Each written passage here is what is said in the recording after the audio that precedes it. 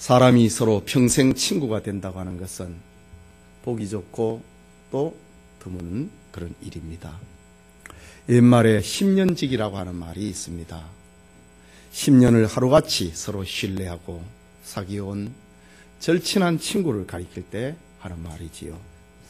여러분 중에 10년지기라고 소개할 만한 사람들이 있다면 인생을 헛되게 보낸 것은 아니라고 말할 수 있을 것입니다. 10년지기보다 더 아름다운 말이 있는데 그것은 동역자라고 하는 말입니다. 동역이라고 하는 것은 단순한 친구나 친한 사이를 넘어서서 사상과 주장을 서로 나누면서 함께 일하는 사람, 그리고 짐을 같이 나눌 수 있는 사람을 가리킬 때에 동역자라고 합니다. 동역자라고 하는 헬라 말은 쉰에르고스, 쉰이라는 말은 전치사로 같이라는 말이고 에르고스라는 말은 일이라는 말입니다. 헬라 말로 쉰에르고스, 동역자라고 하는 말은 함께 멍에를 맨 소나 말이 같은 힘을 쓰고 같은 방향으로 마차를 끌고 가는 경우를 가리킬 때 쓰는 말입니다.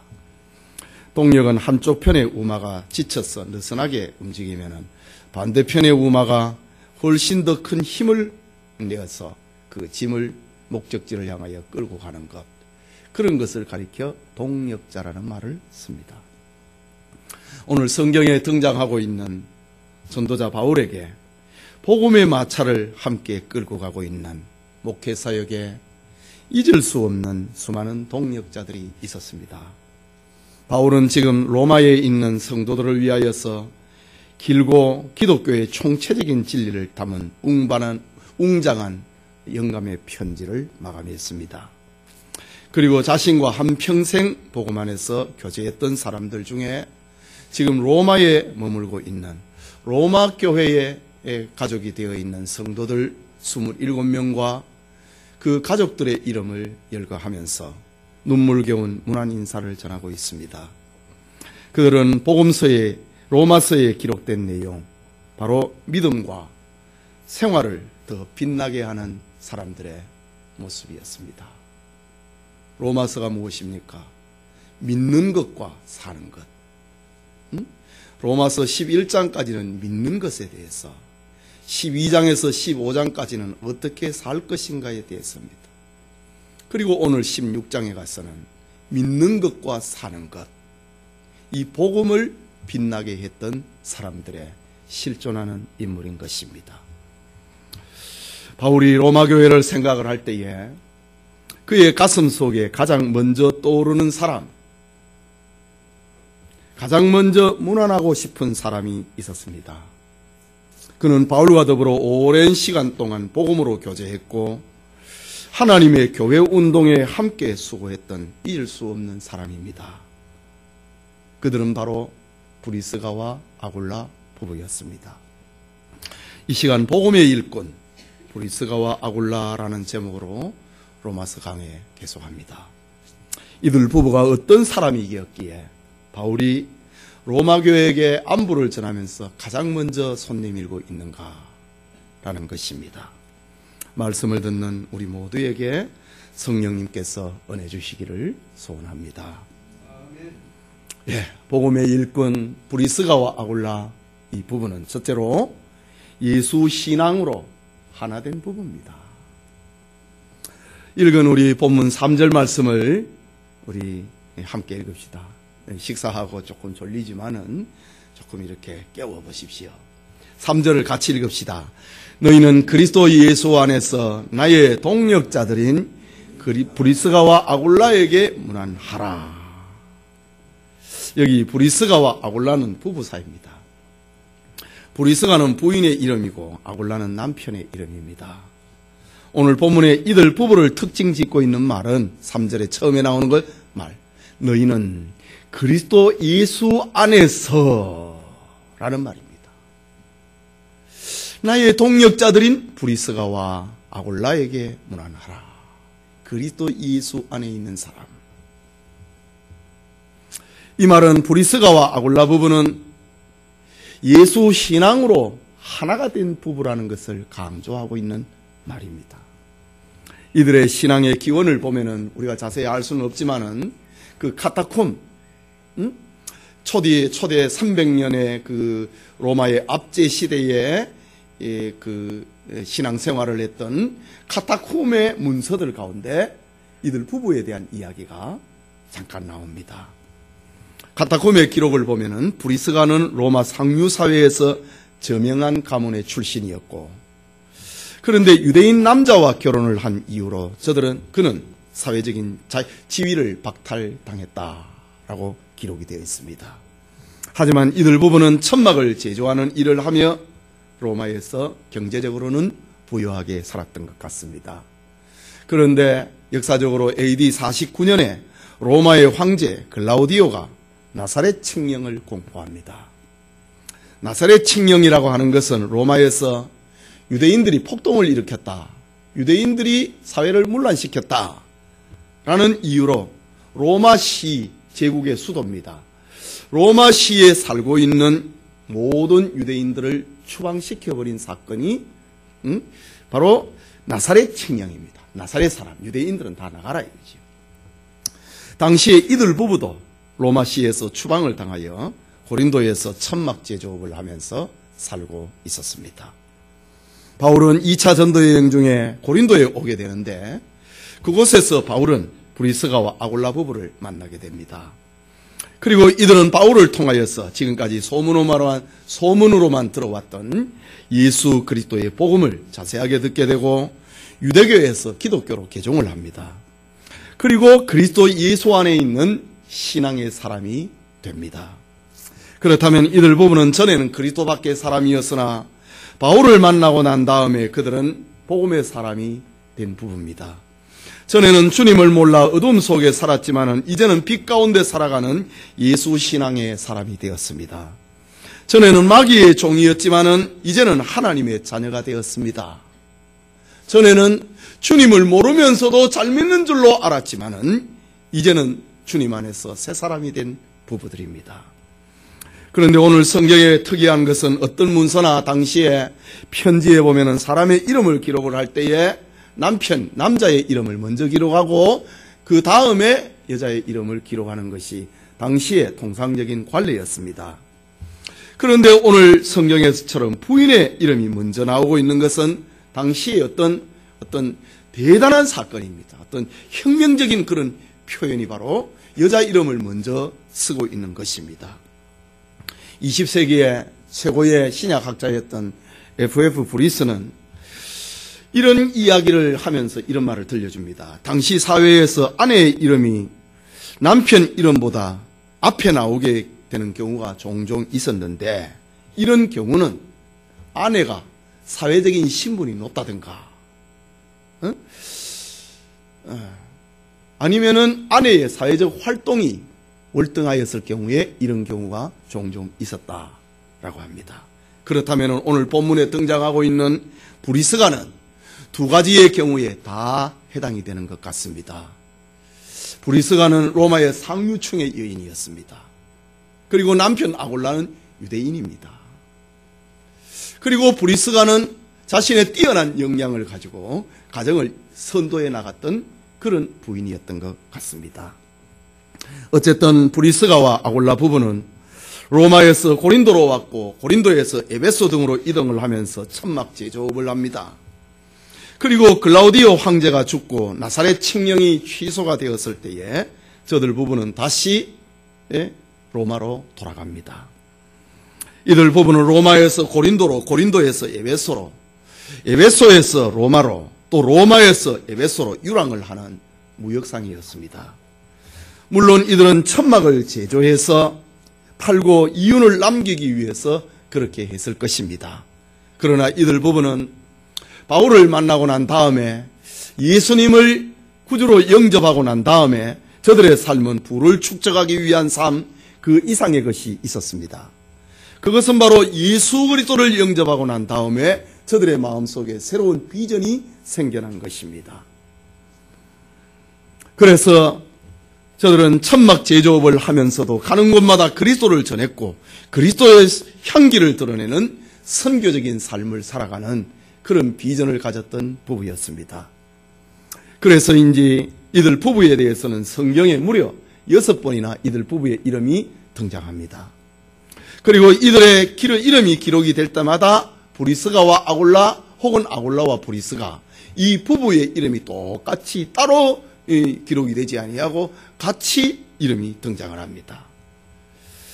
그렇다면 이들 부부는 바로 예수 신앙으로 삶이 그리고 삶의 목적이 하나가 되었던 가정임을 말합니다.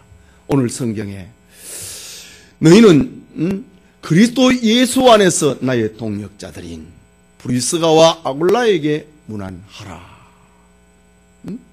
이들 부부의 이름에게 그리스도 안에 있는 부부에게 문안을 인사를 전하고 있습니다. 예배드리는 우리 성도님, 오늘날에도 남편과 아내가 신앙이 하나 되지 못할 때에 얼마나 많은 어려움이 있습니까? 남편과 아내가 신앙이 하나 되지 못할 때 얼마나 자녀 교육이 힘들고 교회 봉사가 힘들고 선한 일을 하기에 힘이 듭니까? 그러나 오늘 본문에 등장하고 있는 브리스가와 아굴라 부부는 천막을 만드는 일에 있었으나 로마에서 추방을 받아 기나긴 나그네 삶을 살아가는 것 있었으나 주님을 믿는 신앙에서나 바울과 더불어 교회 운동을 하는 일에 있었으나 선교적인 삶을 살아가는 일에 있었으나 그들은 예수 신앙으로 하나가 되었던 아주 모범적인 부부입니다.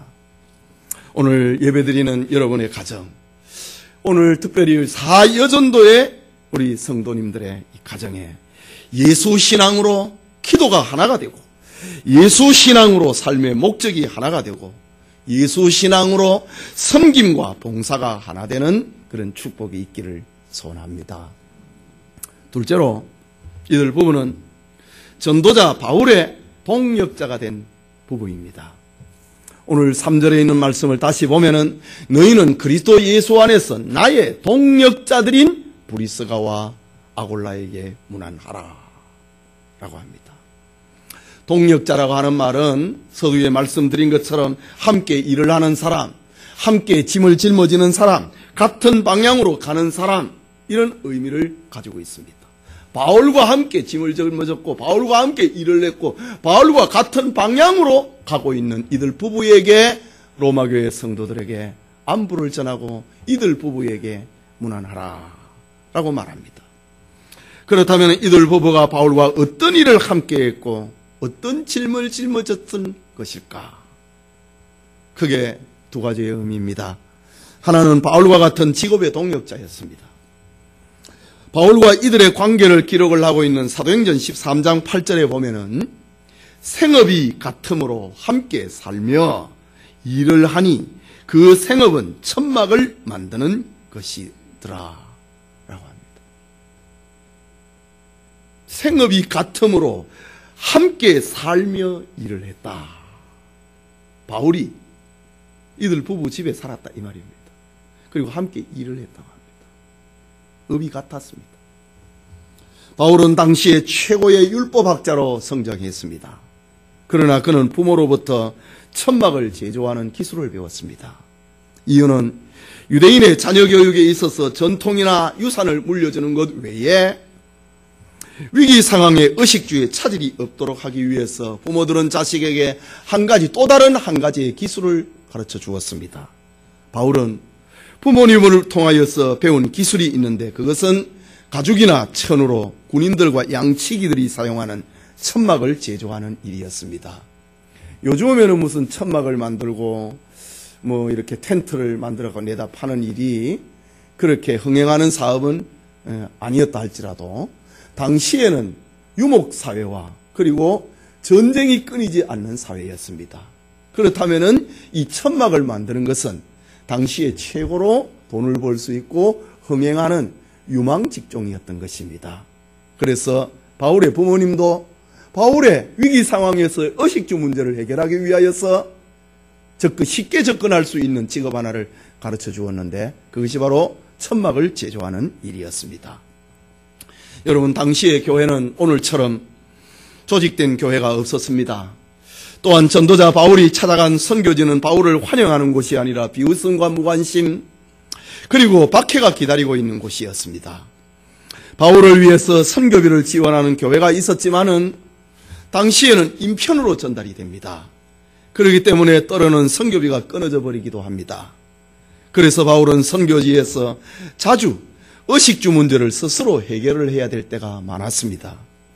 그때에 바울이 할 수 있는 일은 바로 부모로부터 전수를 받았던 천막을 제조하는 일이었습니다.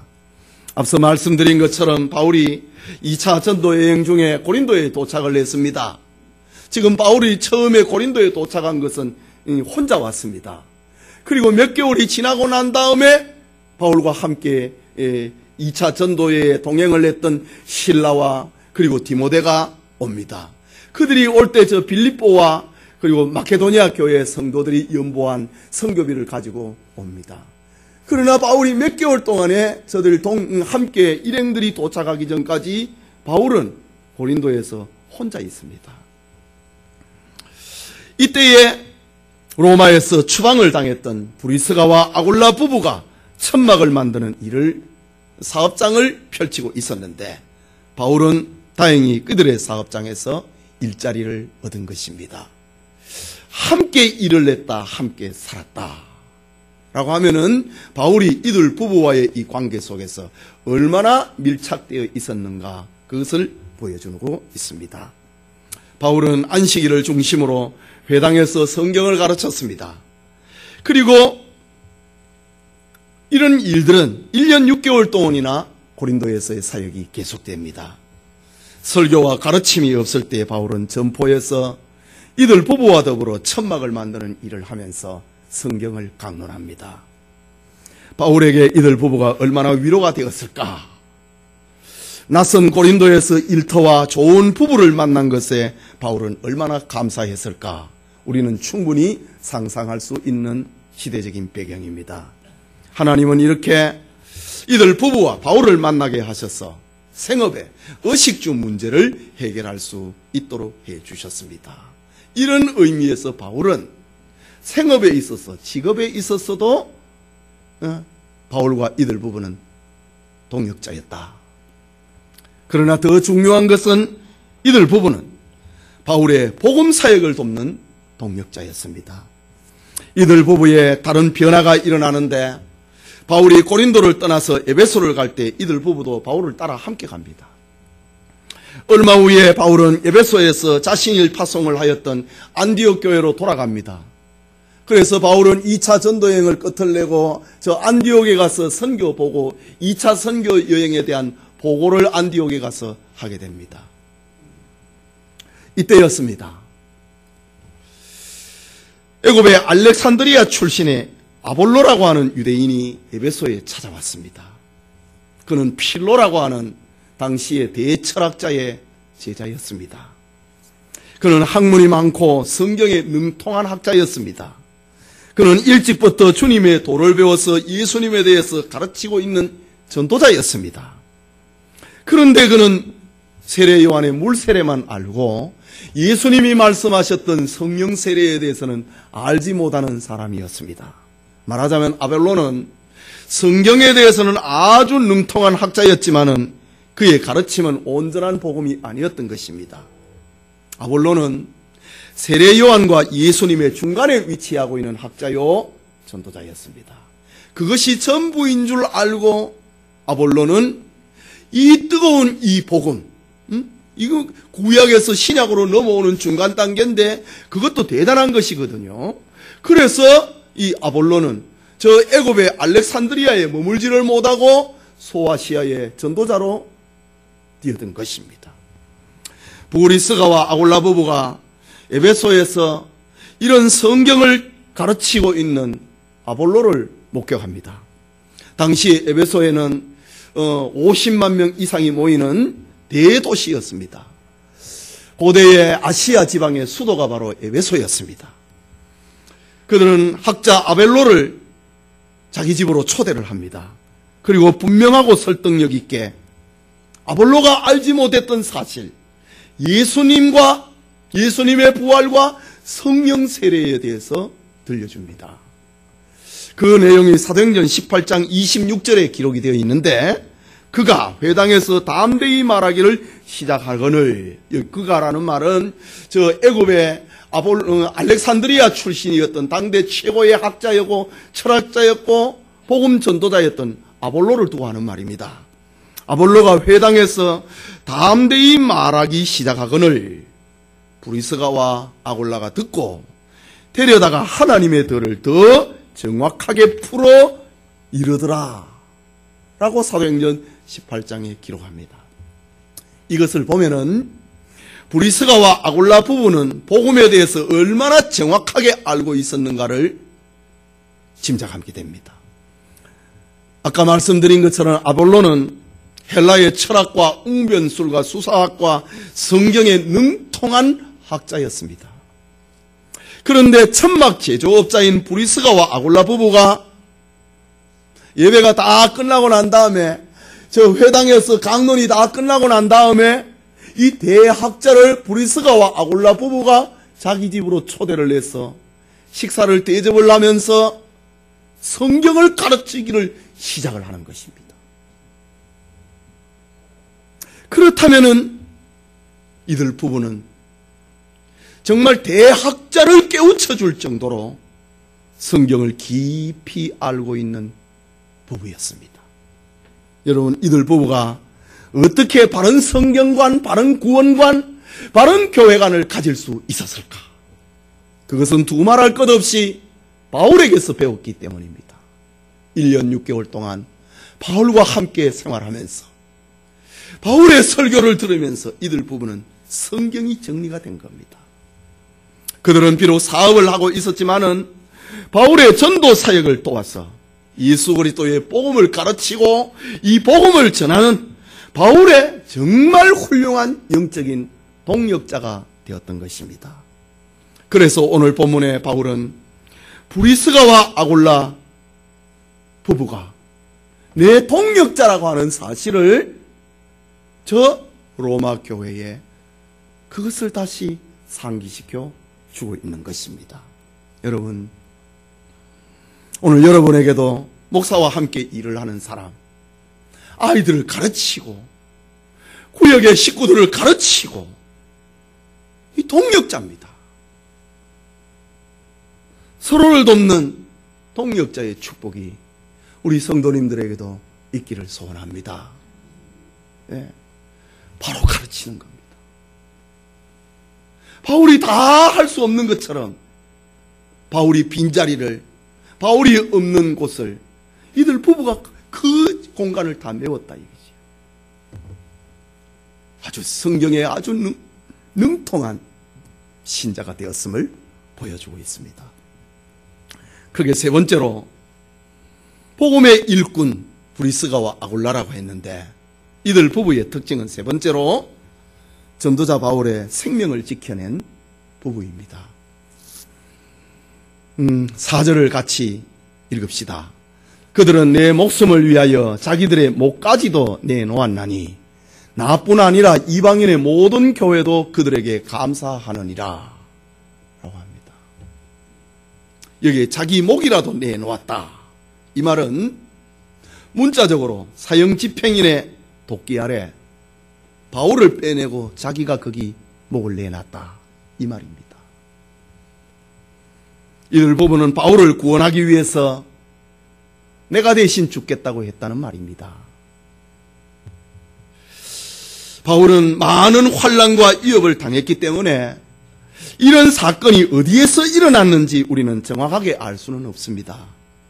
그러나 많은 학자들은 추측을 하기를 에베소에서 큰 폭동이 일어납니다. 우상 장사 데메드리오와 유대인들이 폭동을 일으켜갖고 바울을 죽이려고 합니다. 이때에 이들 부부가 바울의 생명을 구원하기 위해서 바울을 끄집어내고 자기가 대신 목을 내놓았다 라는 말입니다. 그들은 부부가 한 사람이 아니고 그들은 둘입니다.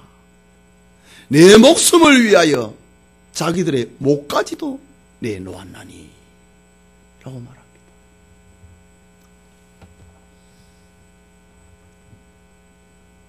이들 부부가 바울의 생명을 구하기 위해서 자기들이 대신 죽음에 뛰어들어갔다 라는 눈물겨운 사연입니다. 브리스가와 아굴라 부부는 이처럼 바울이 위기에 처했을 때에 생사고락을 함께 했고, 또 바울을 구하기 위해서 자신들의 생명을 대신 내놨다고 합니다. 마치 다윗이 사울 왕에게 추격을 받을 때에 요나단이 다윗의 위로자가 되어주고 다윗의 보호자가 되어주고 다윗의 생명을 지켜주고 아버지 사울 왕으로부터 호되게 꾸지람을 받았던 요나단의 이런 모습과 방불합니다. 다윗이 베들레헴 성을 사모한 나머지 고향 베들레헴의 성문에서 나오는 우물물을 먹고 싶다고 했을 때에 생명을 돌아보지 아니하고 적진을 뚫고 들어가서 물을 구해왔던 새 용사처럼 오늘 여기 성경에 등장하고 있는 브리스가와 아굴라 부부는 바울의 생명을 죽음에서 건져주는 정도가 아니고 바울을 건져내고 자기가 대신 목을 내놨던 그런 사연이 있는 부부들입니다. 이런 결과로 인하여서 바울의 가슴에 담겨져 있는 복음이 아시아로, 마게도니아로, 그리고 로마로, 스바나로 전해질 수 있었던 것입니다. 바울은 지금 로마 교회의 안부를 전하면서 지난날 자기를 위하여서 목이라도 내놓았던 브리스가와 아굴라 부부를 생각하면서 가장 먼저 문안 인사를 전하고 있습니다. 이것뿐만 아니라 바울의 전도를 받은 모든 이방인들이, 이방의 모든 교회가 이들 부부에 대해서 감사를 하고 있는데 이 소식을 좀 전해달라라는 말을 하는 겁니다. 나뿐 아니라 이방인의 모든 교회도 그들에게 감사하느니라. 바울이 그때 죽지 않았기 때문에 우리가 바울의 전도를 받았고 예수님을 믿는 신자가 됐다는 겁니다. 그래서 이방인의 모든 교회가 바울에게 브리스가와 아굴라 부부에게 감사를 하고 있는데 이 편지가 전달이 될 때에 가장 먼저 안부를 좀 전해달라 이 말을 하고 있는 것입니다. 이처럼 브리스가와 아굴라 부부의 마음은 주님을 위하여서, 복음을 위하여서 주님의 몸된 교회와 사역자들을 섬기고 지키는데 마음 깊이 자리 잡았던 부부였습니다. 오늘 우리에게도 복음을 위한 이런 열정이 있어야 되지 않겠습니까? 바울이 위대했지만은 바울이 바울 될 수 있었던 것은 생명을 지켜주는 브리스가와 아굴라와 같은 신실한 복음의 일꾼, 복음의 동력자가 있었기 때문에 바울이 이렇게 세계적인 전도자가 되어서 오늘 우리에게까지 이르게 됐다는 사실입니다. 마지막으로 브리스가와 아굴라 부부는 교회를 위하여서 자신들의 집을 예배의 장소로 제공을 했던 부부입니다. 5절 말씀을 우리 함께 읽겠습니다. 또 저의 집에 있는 교회에도 문안하라. 그 다음에는 내가 사랑하는 에베노도는 우리 다음 주에 살펴볼 것입니다. 또 저의 집에 있는 교회에도 문안하라. 여러분, 교회의 건물은 독립적으로 따로 생기게 된 시기는요, 기원 AD 313년 이후입니다. 이때 로마의 황제 콘스탄티누스가 기독교를 공인을 하고 이 기독교에 자기 어머니 헬레나가 예수님을 믿습니다. 그리고 나중에 콘스탄틴도 세례를 받습니다. 기독교를 공인을 했는데 이 기독교는 로마 제국에 참 필요한 것인데 예수를 믿어도 좋다. 이 칙령을 콘스탄틴 황제가 313년에 발표합니다. 그런데 예배당이 없어요. 이때의 콘스탄틴 황제가 로마 제국에 있었던 재판소를 다 교회로 줍니다. 법원이, 쉽게 얘기하면 법원을 전부 교회로 만들어 봅니다. 그래서 이때부터 교회의 건축물 구조는 법원의 형식하고 비슷한 형식을 띠고 오늘날까지 내려오고 있습니다. 법원 맨 앞에 재판관이 앉는 자리가 있고 회중석이 있잖아요. 이처럼 교회가 오늘의 모습을, 이런 모습을 가지고 있는 것이 콘스탄틴 황제가 그 당시에 기독교를 공인을 하고 난 다음에 재판소를 전부 교회로 주었기 때문에 이렇게 된 것입니다. 그렇지만 오늘 본문처럼 초대 교회에는 독립된 교회 건물이 없었습니다. 그래서 은혜를 받은 성도들의 집에서 정규적인 신앙 모임과 예배를 드렸습니다. 그런데 요즘 같은 이런 아파트 구조라든가 단독주택의 어떤 그런 구조하고는 좀 다릅니다. 당시의 성도들의 집은 저택입니다. 큰 성벽처럼을 가지고 있는 저택들입니다. 그래서 그 안에서 어떤 일이 벌어지는지 몰라요. 우리 로마 제국의 배경을 하고 있는 영화에 보면 그런 장면이 있잖아요. 은혜를 받은 성도들 집중해서 이렇게 대저택을 가지고 있는 그런 집들이 초대교회의 예배 장소가 됩니다. 이런 몇 개의 가정교회가 모여서 하나의 지역교회를 형성하게 됩니다. 그래서 오늘 성경의 바울은 5절에 저의 집에 있는 교회에도 운하나라. 아까 말씀드린 것처럼 브리스가와 아골라 부부는 큰 사업을 하는, 무역을 하는 큰 무역상이었다 했잖아요.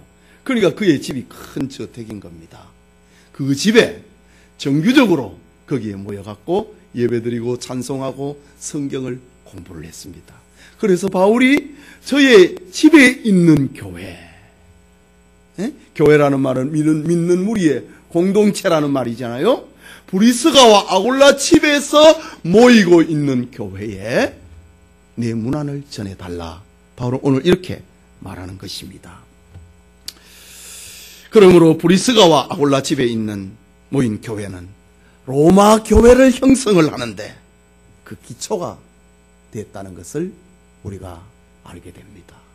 그렇다면 이 브리스가와 아골라 부부가 얼마나 대단한 사람이었는가를 우리가 짐작할 수 있습니다. 성경에 보면은 초대교회의 대표적인 가정교회가 있습니다. 예루살렘에 있었던 마가의 다락방. 마가의 집이 얼마나 부잣집이었기에 다락방이 120명이 들어갑니까? 귀족이었다 이 말입니다. 그런데 이 마가가 바울의 1차 전도 여행을 따라 나가다가 너무 힘들거든요. 그래서 중간에 집으로 돌아가 버렸잖아요. 너무 귀하게 자랐다가 바울과 바나바와 더불어 전도 여행에 따라가는데 너무 힘드니까 중간에서 포기하고 돌아가 버리죠. 이 마가의 다락방, 초대교회 교회였습니다. 사도행전 16장 40절에 등장하고 있는 빌립보에 있는 루디아의 집, 자주장사 그 상입니다.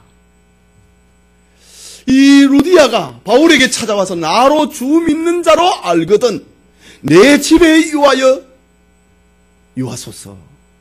나를 예수 믿는 사람으로 알거든 내 집에 들어와서 머물라 했지. 바울을 통해서 예수님을 믿게 된 루디아. 그리고 난 다음에 사도행전 16장 40절에 보면은 루디아의 집이 빌립보의 교회가 됩니다. 빌레몬서 1장 20절에 보면은 골로새에 살고 있던 빌레몬의 집, 빌레몬의 교회를, 골로새 교회를 형성을 하는 구심점이었습니다.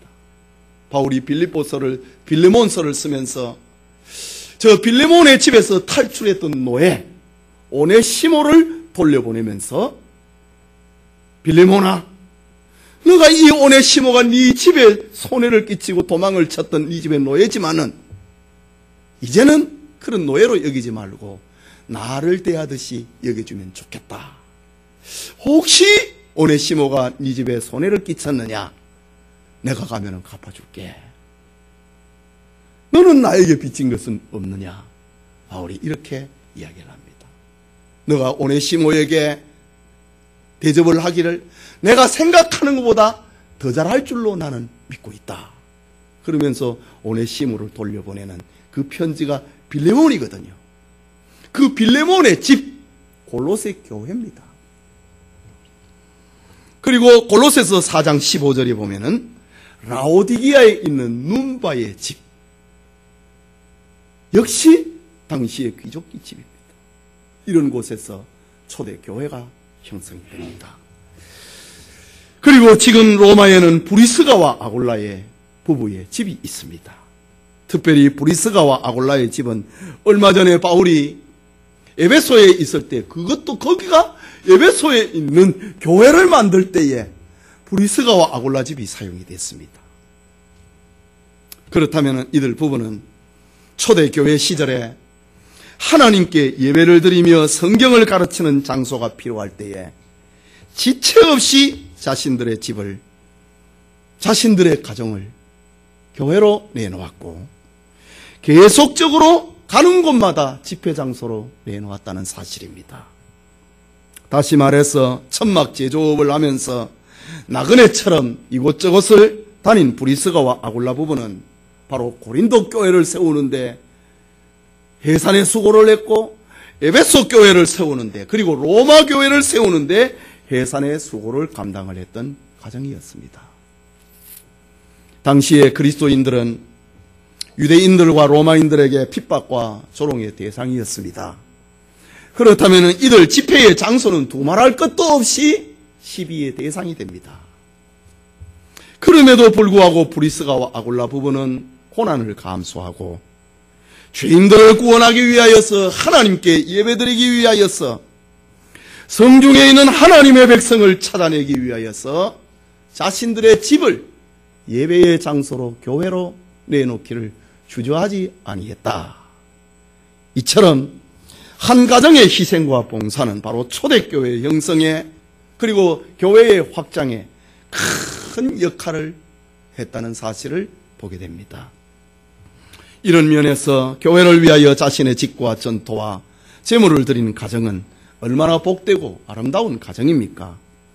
성경에는 자신의 집을 하나님의 사역의 도구로 사용하였던 이들이 얼마나 많이 있는지 모릅니다.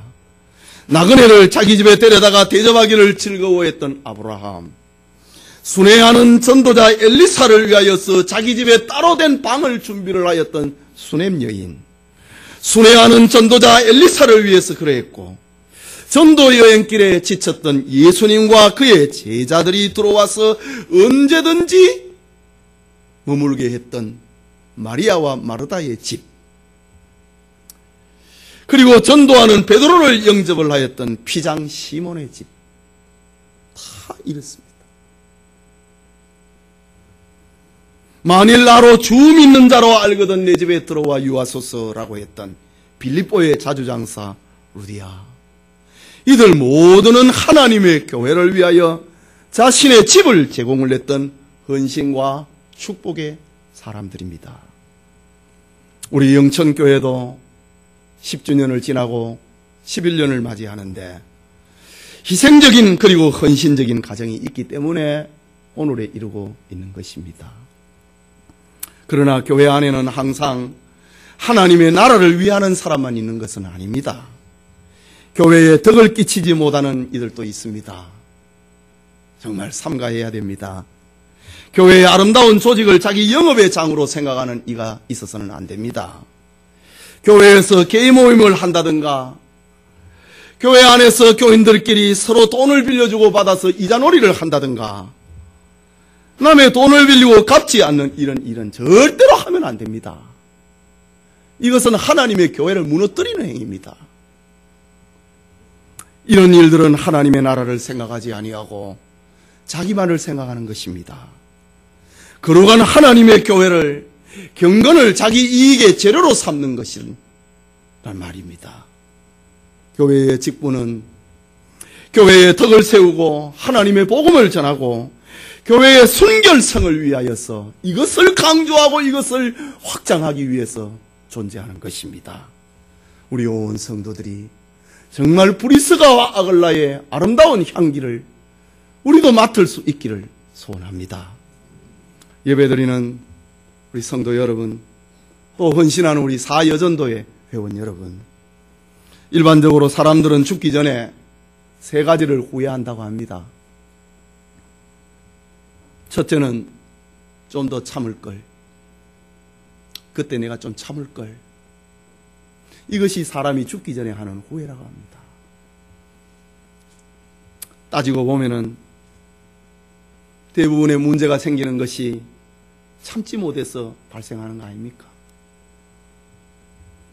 무슨 일이든지 조금만 더 참았더라면 좋았을 텐데 참지 못해서 내가 그때의 일을 그르쳤다. 죽기 전에 좀 참았을 걸. 그걸 후회한다고 합니다. 두 번째 후회가 있는데 좀 더 베풀 걸 이라는 후회라고 합니다. 막상 죽을 때가 되고 보니 한평생 아둥바둥하면서 쌓아놓은 것이 의미가 없었다는 것입니다. 내가 가지고 갈 것이라고는 아무것도 없는 죽음 앞에서 그때 내가 좀 베풀 걸. 정작 하나님 앞에 설 때에 나에게 남은 것은 아무것도 없다고 하는 사실 앞에서 좀 베풀었고 살 걸. 하나님께 바친 것만이 내게 남는데 좀 베풀고 살 걸. 이것을 사람들은, 성도들도 이것을 후회한다고 합니다. 세 번째는 좀 더 가치 있는 삶을 살아볼 걸. 그것을 후회한다고 합니다. 사소한 일에 목숨을 걸고, 사소한 일에 짜증을 내고, 사소한 일에 남을 괴롭히고 살았던 것에 대한 후회입니다. 좀 더 귀하고 소중한 일에 내 젊음과 시간과 물질을 사용하지 못했던 것을, 가치 있는 삶을 살지 못했던 것을 후회하는 것이 기독 신자들의 죽음을 앞에 둔 후회라고 합니다. 오늘 예배드리는 성도님, 우리는 복음의 일꾼 브리스가와 아굴라라는 제목으로 하나님의 말씀을 받았습니다. 브리스가와 아굴라 부부는 정말 후회 없는 멋진 삶을 산 부부였습니다. 그들은 예수 신앙으로 하나 된 부부였고, 그들은 전도자 바울과 함께 짐을 짊어졌던 동역자 부부였고, 전도자 바울의 생명을 지켜냈던 부부였고, 그리고 하나님의 교회를 위하여 핍박 속에서도 자기 집을 내놓았던, 하나님의 교회를 세우는 터가 되도록 만들었던 부부였습니다. 브리스가와 아굴라 부부는 그렇다면 전도자 바울을 바울되게 했던 사람이고, 위대한 선교 사역을 감당하게 한 멋진 가정이었습니다. 그들은 바울의 걸음을 받쳐주고 디딤돌이 되어준 가정이었습니다. 지금도 하나님의 역사가 이루어지고 교회가 되어가는 것은 바로 브리스가와 아굴라 부부와 같은 가정들이 있기 때문에 꽃을 피우고 결실할 수 있는 것입니다. 과연 브리스가와 아굴라 부부의 가정은 초대교회가 조직교회로 형성되어가는 과정에서 산파의 역할을 감당을 했던 축복받은 가정임에 틀림없습니다. 이들 부부는 그리스도 예수 안에서 믿음과 희생과 봉사를 통하여서 참을 줄 알았고, 베풀 줄을 알았고, 정말 소중한 삶을 살았던, 가치 있는 삶을 살았던 부부였습니다. 브리스가 라는 헬라 말은 가치 있는 사람, 존경받는 사람, 뜻입니다. 아굴라, 이것은 헬라말로 독수리라고 하는 뜻입니다. 그렇다면 이들 부부는 세상에서 하나님의 나라를 위하여서 아낌없이 이름값을 감당하고 가치 있고 존경받고 독수리 같은 인생을 살았던 부부였습니다. 오늘의 시대에 브리스가와 아굴라 같은 가정, 그리스도 안에서 구원받고 삶의 의미를 발견하여서 하나님의 나라를 위하여 충성하는 성도들이 되기를 소원합니다. 이 은혜가 우리 영천교회, 우리 사여전도에 충만하기를 소원합니다.